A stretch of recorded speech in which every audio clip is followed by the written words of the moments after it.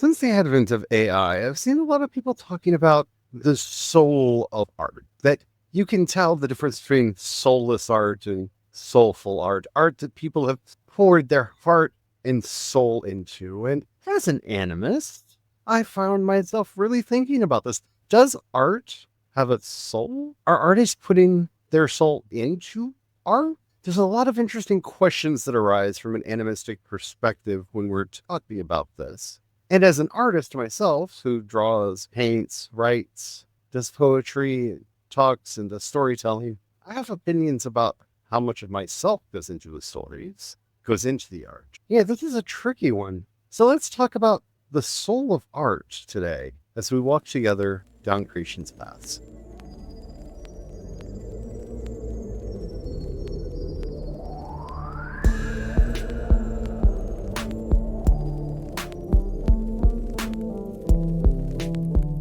Hello, everyone. My name is Charlie. I am a Christopagan druid and priest of Bridget. Hello, everyone. My name is Brian. I'm a Christopagan druid and sous chef to the Dagda. I should have probably made this clearer in the beginning. This is not an episode about AI. It's more of the question of, is there art? Is there soul in art? Does art itself have a soul or not? Because I'm going to be using a very fine razor to cut through this one, and I hope you will come along for the ride with me. Well, before we get into that, if you haven't already, don't forget to like, subscribe, follow, whatever the terminology happens to be on, whatever the app is you're listening to us on.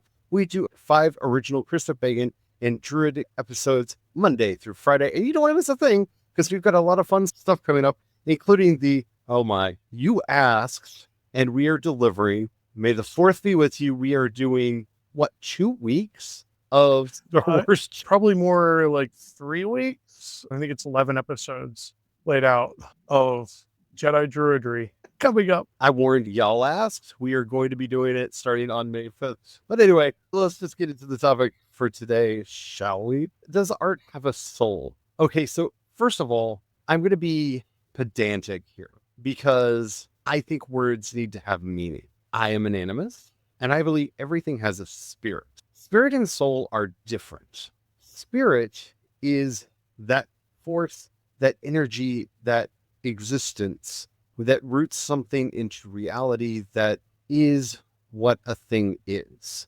Now, souls, I think we give too much credit to, and we blur the difference between a soul and a spirit way too much, because I don't think anyone has a soul. I don't think anything has a soul. I think a soul is something that emerges. Souls are emergent properties that happen when we interact with others. And in fact, Bruce Chilton makes a very interesting argument in The Way of Jesus that this is the way that Jesus himself saw the soul, and the way that a lot of first century Galileans and Judeans would have seen the idea of a soul, that a soul is something that emerges in community, not so much something that is intrinsic in a thing, that everything had spirit, but only together do we reveal and manifest a soul. And I've often found this idea interesting, and it's one that has resonated with me throughout the years. So we're going to use that definition while having this discussion,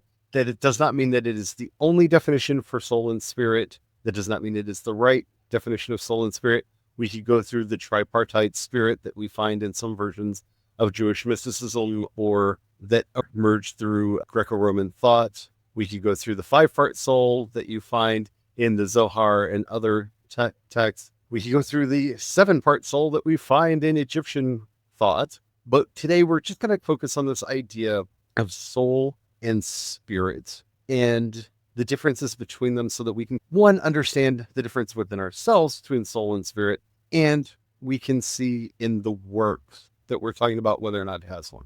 Does that make sense? Yeah, it's a very good distinction and a helpful one I find often, because sometimes some of the bigger questions of, does this have a soul or does that have a soul, I think comes in and adds confusion to the conversation.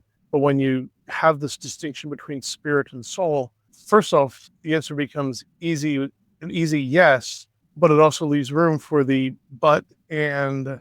the rest of the conversation that happens from there.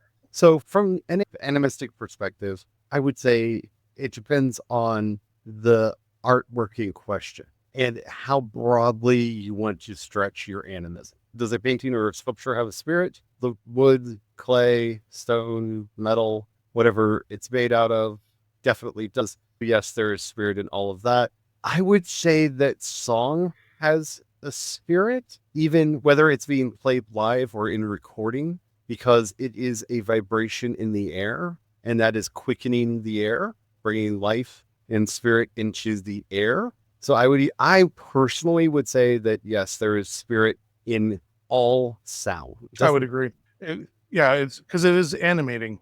Song animates. So the question, I was coughing. So the question becomes, does it have a soul? And the modern argument seems to boil down to what I think is the wrong question. That's why I wanted to start with this idea of, is AI art?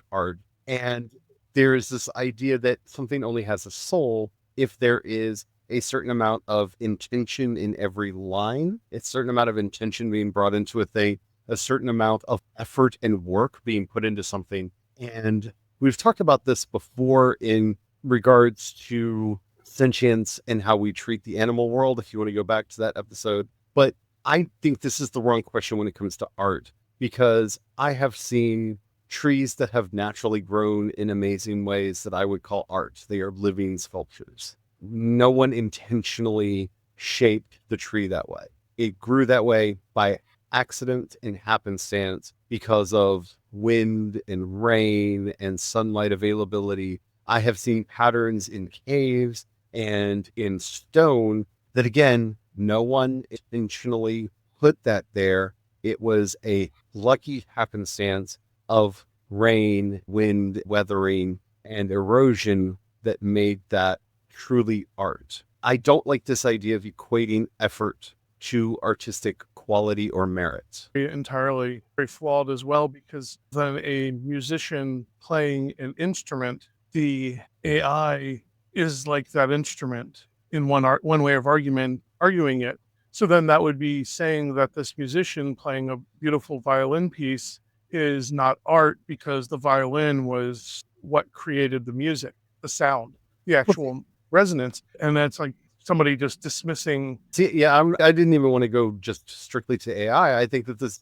discounts a lot of different artistic things, like an improvised solo. Technically, does not have a lot of work and effort put into it. When you really think about it, they are spontaneously emergent things. Yes, some people practice their solos, but I have been at so many music circles with so many musicians in my life, and there are times when somebody plays something and somebody plays something else, and this interplay creates something new and spontaneous that only exists in that moment. That is art, based on a lot of the definitions that I am hearing, because it is an emergent process that created that. Most people would not call that art. Effort is also a flawed argument in the sense that most of the times when I hear it applied, it's very dismissive and or prejudiced against the effort involved. For instance, that tree probably took a decade to grow into that artful shape.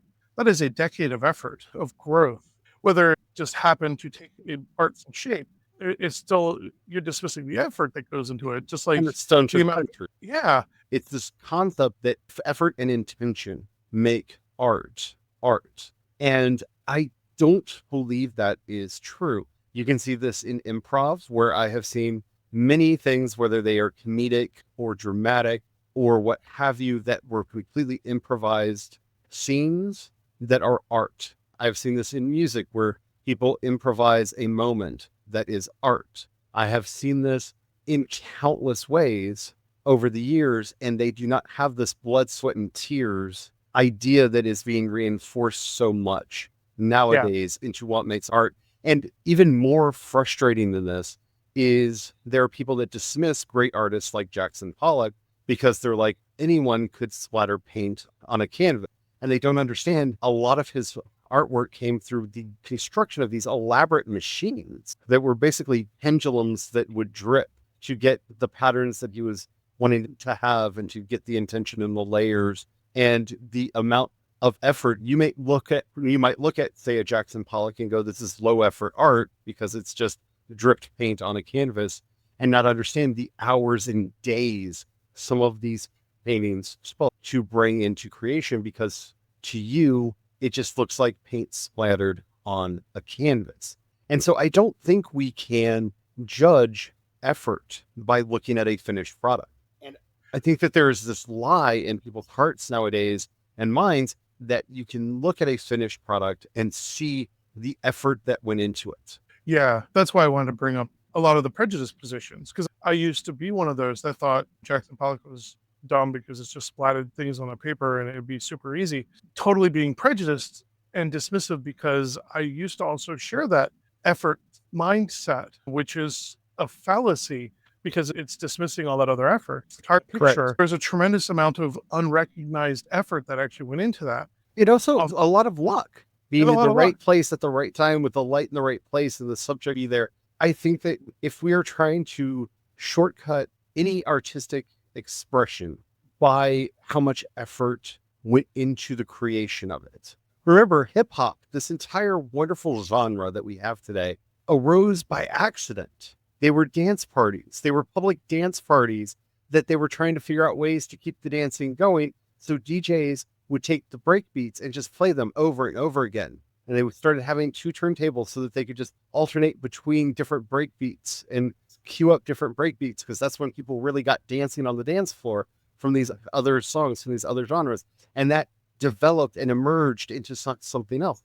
This was an accidental creation from a necessity that people needed. And when we are trying to reduce art to intent, when we're trying to reduce art to effort, we have missed entirely what art is. A child tracing their hand is art. You can see this as one of the oldest examples of art. We have caves that are filled with handprints of our ancestors all into deep time, where they would just go into the caves and they would outline their hands. Did that take effort? Was there an artistic intention involved? None of that matters.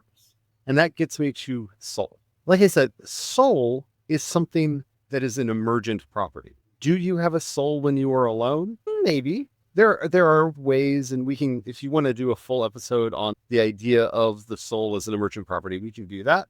But the soul really comes into focus and emerges when we are with other people. It is an expression of our spirit. It is an expression of who we are in community. It is the tie that binds us one to another. Whereas the spirit is like the wind that blows through all things. The soul is the breath that we share when we're in the same space with each other. This imagery has always haunted me and really connected with me. And when it comes to the question of art, I can put as much of myself into the work that I am doing. But at best, all I am doing is imprinting, like a fingerprint, like a footprint, a little bit of myself into something. Yeah, if you read my words, you can hear my voice, especially if you know how I talk.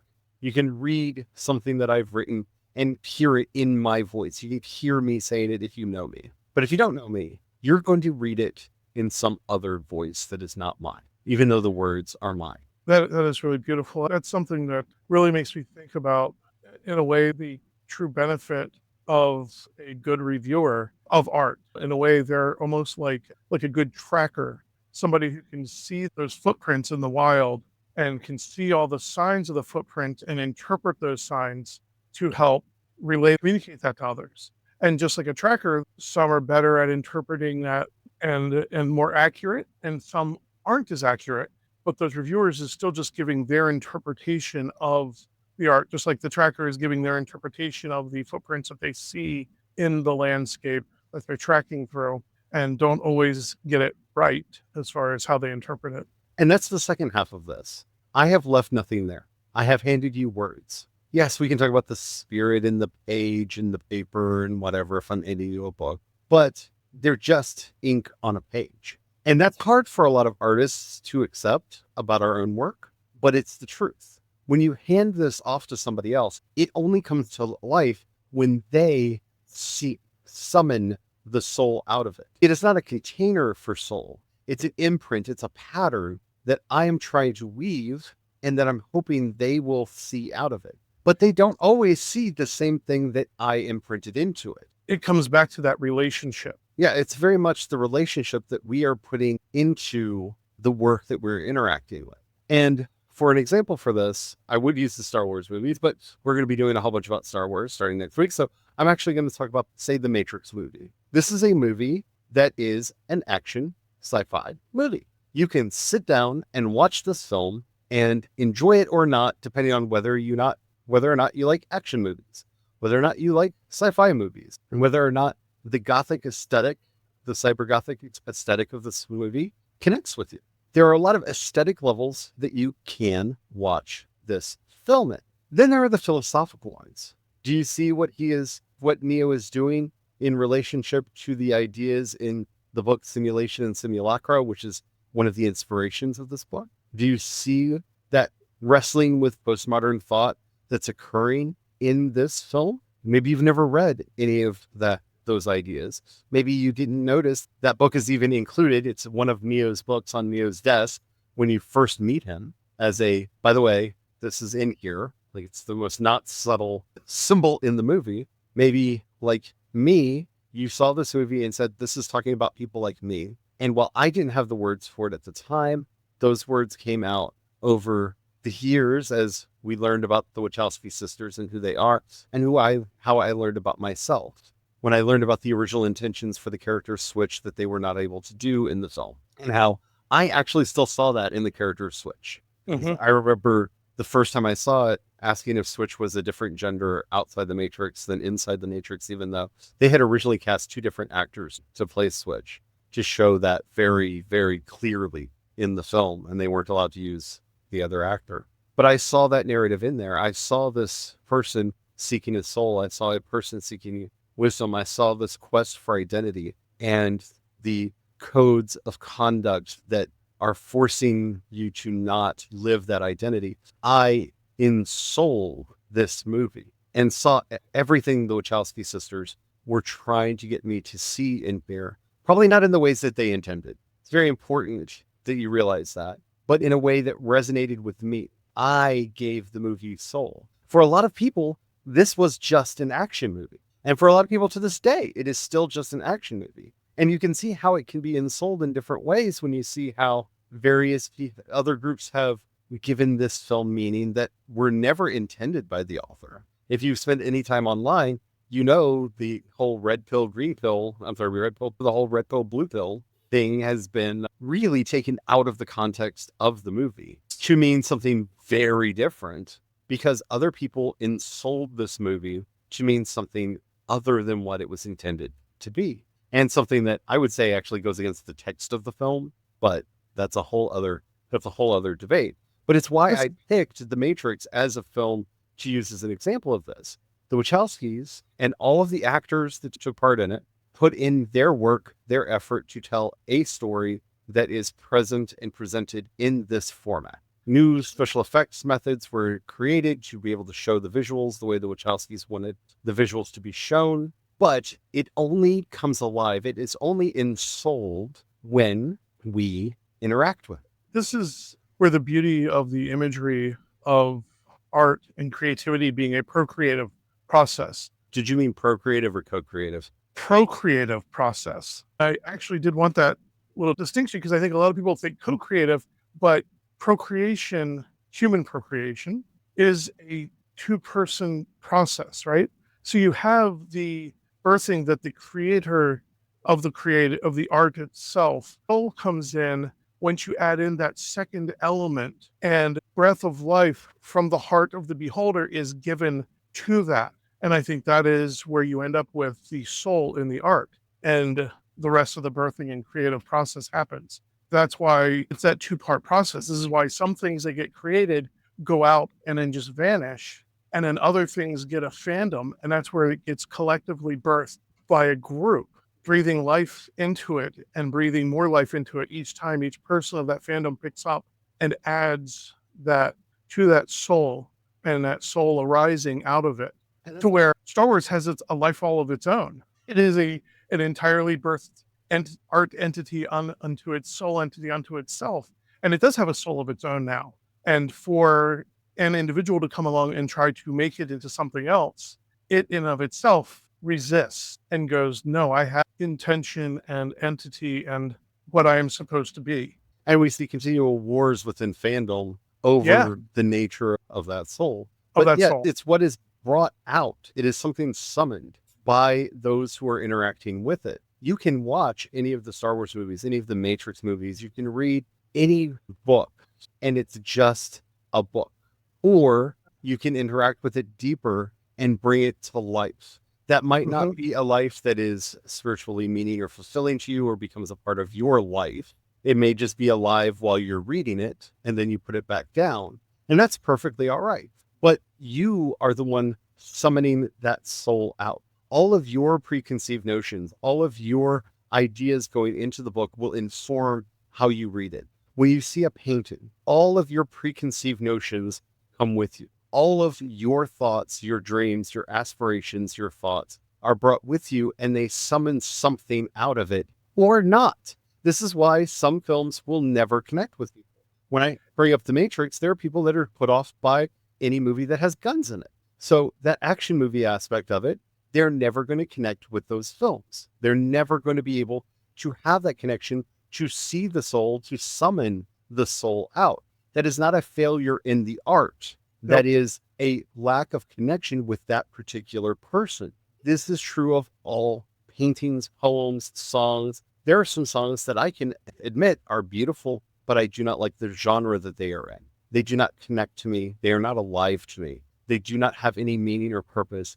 I summon no soul from them when I hear them because there's something about the sound that doesn't connect with me.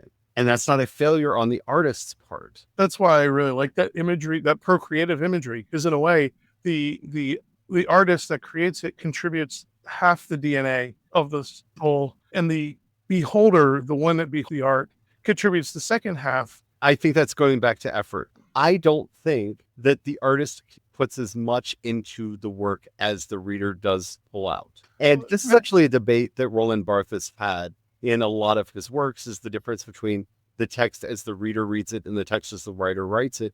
And the most important of these two texts is the text that the reader reads out of it. You can put as much work as you want to into a story. You can put as much work as you want to into a song or a piece of art. Sometimes the songs that resonate most were the throwaway songs. To go back to the 90s, since we were both Gen X and came up with that time period, one of the biggest hits that Alanis Morissette ever had was her song Ironic. Now, the power of this song is not in the effort that she put into it. They had the album finished and they told her the album's too short. You need one more song. And she was like, oh crap, I have to write another song. She went into I can't remember if it was a cafe or if it was a cantina associated with the studio, but she went to have something to eat, to think about it.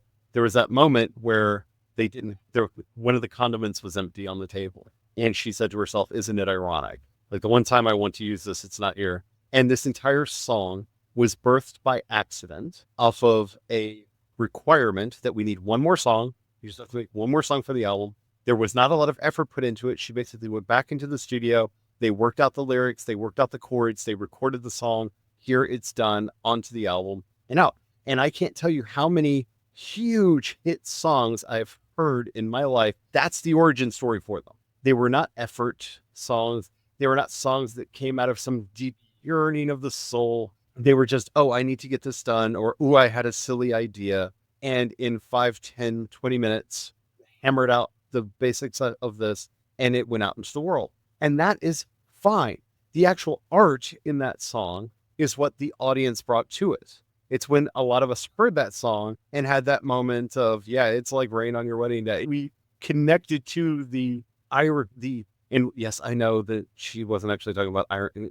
Not going to get into all of, is that song actually about irony discussion, but we connected with the words and the ideas of that song. And we, as listeners, made that song a hit. We, as listeners, gave that song a soul. It was a throwaway song for her. A lot of the moments that we're having are from these throwaway moments.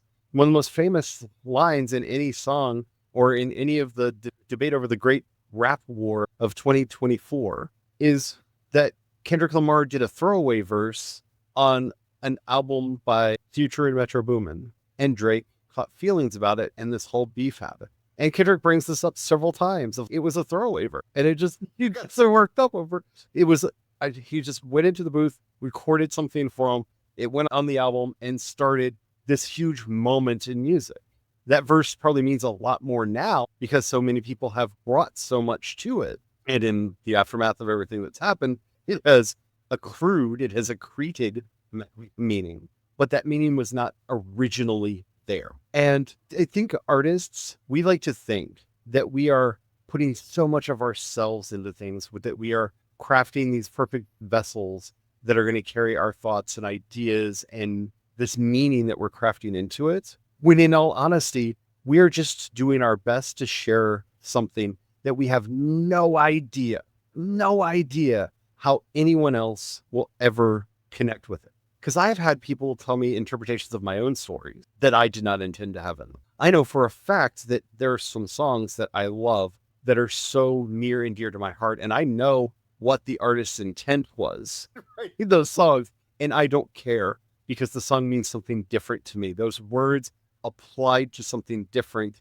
in my life, and I ensouled that song in a different way. And that's what I'm trying to get at here, is it is not a vessel that we're handing off.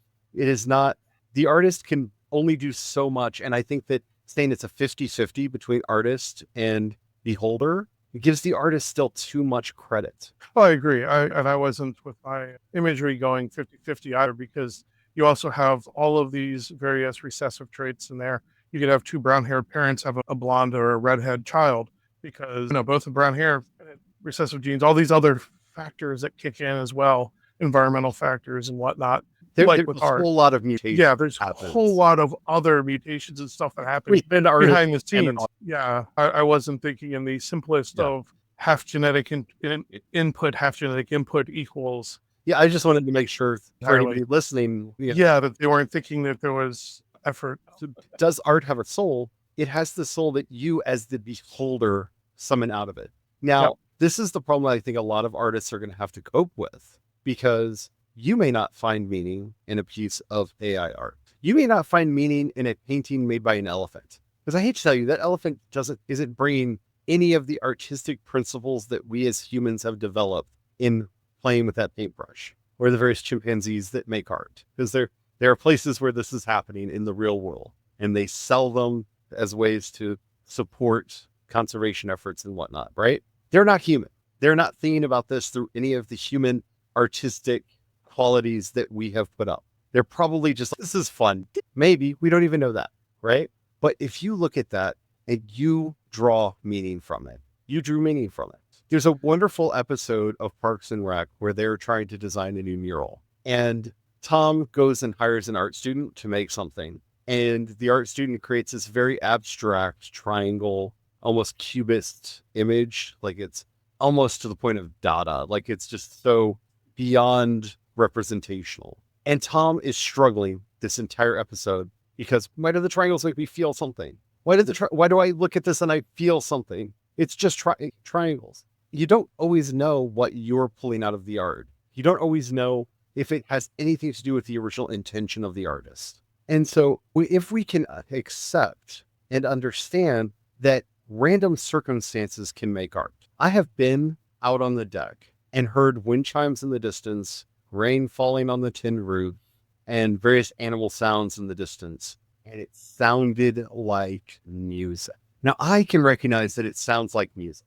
Yeah, we can get mystical and talk about how the spirit of all is orchestrating this grand symphony of nature, but it's an accident. It's a happenstance, but it's still art because of the way I interacted with it. We can find art in so many things, inspire us to invoke a spirit in it. And once we come to understand that, one, I think we'll be a lot more willing to accept when somebody disagrees with us, because you're not wrong because somebody doesn't like something that you love. It just isn't speaking to them. It has no soul for them. It has not come to life in a way for them that connects to them. And yeah, maybe you could explain it in a certain way that might be able to connect people to it, but you might not. I love Dadaist art. I love very postmodern deconstructed art. And no matter how much I explain it to Brian, he's just like, it's a banana taped to a wall. Yeah, how was a snack? it was a very handy place to put a snack. I love the functionality of it, but yeah. And I could talk for hours about how beautiful and powerful the intention and the message is in this art piece, and how it really makes me think about all the things that it was, by the way, intended to make me think, but also that it is evoking in me. And I can see that for a lot of this deconstructed modernist and postmodernist art. And it doesn't matter that Brian doesn't see it, because it's just not speaking to him. In the end here, as we're wrapping up, I just want to say I am hoping that nothing that I've said has been discouraging to any artist, because that's not my intention here. But it's very important for us as artists to realize that we have absolutely no control over how our artwork is received. I wrote an entire book about why toxic relationships are bad. And most of the messages that I get is they don't understand why they're not together at the end of the book. And it breaks my heart a little bit every time I get one of those. But they see the remorse in the toxic partner, and they're like, but he reformed. And I'm like, yes, but they violated the basic trust. There cannot be trust in this relationship again. There's no way to rebuild that intimacy that they had before. And I've had many conversations with readers of that book, right? But it's not that I failed in communicating this. It's that they want to believe in that the redemption of this character is so strong, that love conquers all is so strong, that that moment of forgiveness could have rekindled their love affair and they could have gotten back together. I don't see it. They do see it. And they're not wrong to see that. I love that they believe that love can heal all wounds and make people better. I love that. In that particular story, I don't see that as a possible outcome, but that could just be a failing on my part. Do you see what I'm saying? It's their optimism versus your pessimism. Correct. And it's okay. All of it's okay. But I think a lot of artists struggle with, no one understands my art and thus they don't understand me. That's just the nature of the beast. That is the nature of doing art. Everyone will resonate it with it a little bit differently. Everyone will mishear you in different ways, and that's okay.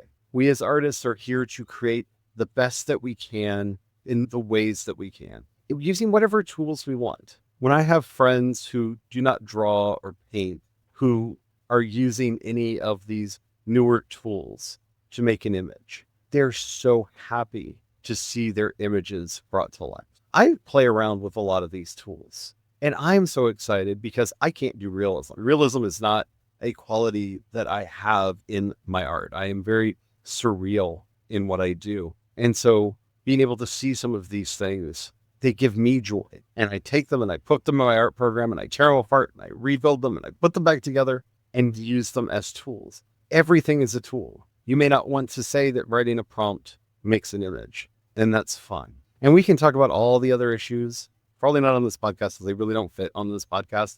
But I want to get rid of this idea that effort is art, because it's not the effort, it's the love. If you're just making art to suffer, please go to therapy and talk out shits with somebody. Yes, art is hard. Art is work sometimes, but art should be something that flows from you and from your heart. And it's something that you want to do, that you long to do.